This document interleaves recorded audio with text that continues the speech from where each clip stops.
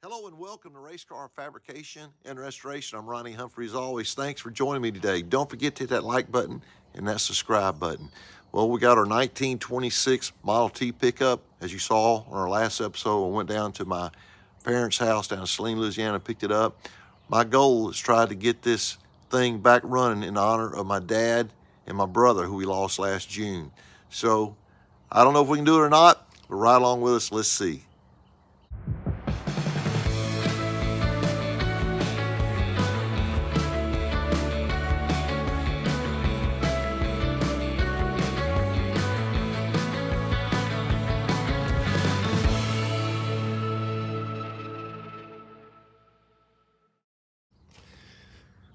Well, I've already started working on the truck a little bit yesterday afternoon. I just basically just took it apart. These trucks are amazing. Any Model T or Model A is amazing. 3 pedals. This particular truck is a 2-speed. I think you actually got a high and a low speed rear end. But sorry, the camera's not too good. The sunlight's hurting me. We picked up a new battery this morning, 6-volt battery, and I think the starter motor may be messed up, but you can always hand crank it.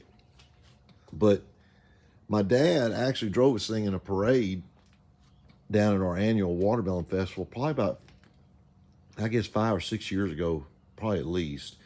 And it's got a lot of things that, since I sold to my brother, I actually had a 23 model truck, and this was a 26. I bought 2 at the same time. I sold the 26, this one, to my oldest brother, Gene, or my middle brother, Gene, who we lost last June.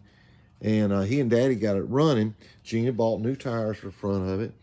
But I went down there the other day just for the fun of down at my parents' house. I put water in it because I was worried about the block being cracked or something. It was coming out of the water pump. And when I got up here and looked closer, you can see where somebody had welded this water pump, and it actually mounts this way. But you know, years ago somebody tried to fix that. Well, I ordered a brand new one. It's a little bit different, but I mean it's the same style. I'll put them side by side here where you can see. But like this. Anyway, one thing I like this oiler. I've got so much to learn, but I think this is the oiler. It's not on the top. It actually mounts on the motor like this, and so this this oiler is on the side. So I don't know. I mean, I'm gonna swap this pulley around too. I hope that's a different shaft size, so we're not gonna be able to do it. I might be able to get. I'm not gonna be able to do that. So that's a bigger shaft size. So we will come up with something on that. But anyway, that new water pump, and then that's gonna go on into my brother had a couple other parts. He had his new fan was laying in the back along. I'll show you, along with this starter motor over there.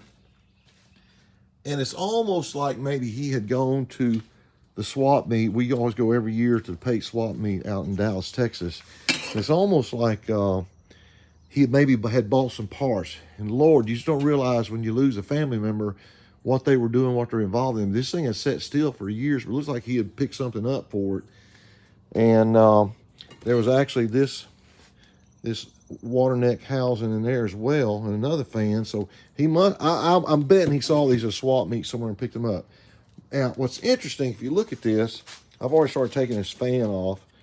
Look where somebody has added these extensions. They're trying to draw more air. Isn't that amazing? They actually gas welded it just a little bit.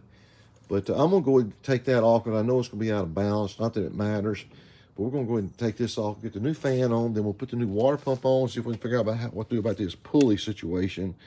But let's get started there. And I did turn the key on a while ago, and I did try to turn the battery on, and it acts like it's not engaging. So we'll probably take the starter off and see if we can get, like, we can crank it by hand, but I'd rather try to start. I don't know what we're gonna do, but I'd like to see if we at least would turn over a little better. So anyway, let's get started with this fan. We'll go from there. Well, I got one more screw to take out here. These things are so simple. It's just amazing. It's just, I wish I knew more about them. My dad taught me a little bit about the coils and how they worked, and I've had a video saved on my phone for years.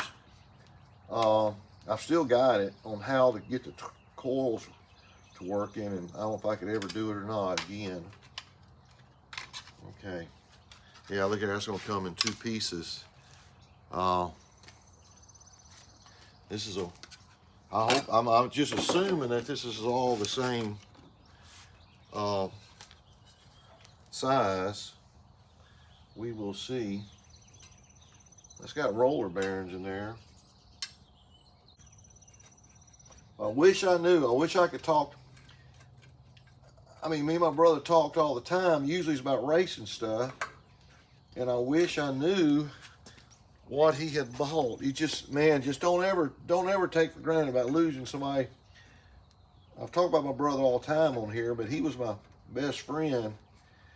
He was the brains of the family, and he had a lot of projects going, but he was mainly concentrating on his 1967 Nova that he was building. He'd worked on it for 20 years, and luckily that's going to stay in our family. My niece, my oldest brother's daughter, my niece Tanya Humphrey, she's going to, they've already purchased a car and they're going to get it finished up. And I'm really, really thankful for that.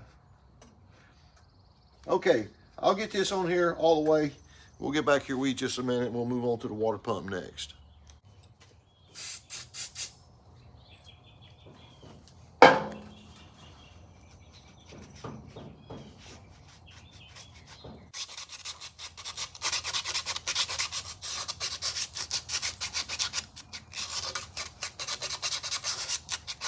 Okay, I thought it was a copper gasket. It's a regular paper gasket. Okay, you gotta love this stuff. First major problem here is I gotta get a little more clearance for the fan up here on the shaft. But you see how this bracket here was built for this original water pump. It's interesting how this is done, but the throttle rod actually goes through the block. There's a hole in the block. I'm moving the rod that actually goes through the block over to the carburetor right down there. And this bracket here that holds all this throttle apparatus mounted here, which you can see the thickness here. So first thing I gotta do, I gotta fabricate all this from scratch and move this bracket back over to the back side. So let me see if I can get that going and figure out how we're gonna do that. Gotta love it. Okay, I didn't show you any of the fabrication on this, but I took some 1-inch bar, I think it's 3/16 thick bar, and now you can see where dead bolts here. Now I extended it out to go the width of this new pump we bought. You see how thin that is in here. So this bolts all the way through the whole housing. I didn't put a gusset on it. Offset this here so I could weld it on the both sides, on the outside edge, on the inside. And it's plenty strong enough now, so if you give it gas, you can see it working the throttle through the block, and that should have it fixed. So on to the next project. We're going to figure out what we're going to do on these pulleys and stuff and belts. Well, I wish I would have videoed what we ended up doing on this pulley, how we made this work. Ended up, the shaft here on the original pump is actually the same diameter as this one was. This is that diameter all the way. So, boy, I heated and heated and heated with the torch for about 15 minutes. Had this thing almost glowing red. And I was finally able to get it off. And I got about 3/4 of the way off, ended up having to cut it off with a saw and take a punch and drive this all the way off. So I realized that this would slip on here. But it's a bigger diameter back there. But what I did, it has enough shoulder here, it can center itself and ride on this size shaft, what I'm hoping. But I came back and I took the grinder and I ground a flat place here so we could put the set screw in, and that should have it fine. But boy, thank the Lord for that. So now we can get away from this wider pulley, go back to the original type belt it had on it, and hopefully this will all work now. I want to show you what Ryan got done on his right-hand side. I'm not videoing a lot of this because it's kind of boring work, but this is really, really, really a nice bracket he's made. This bracket here can actually be taken out and turned and reversed and put over here. And that's the difference between if he wants to run a 3-link or a 4-link, I think what he's saying, different link bars. But you can just take that piece there and flip it around. I mean, he does such good work.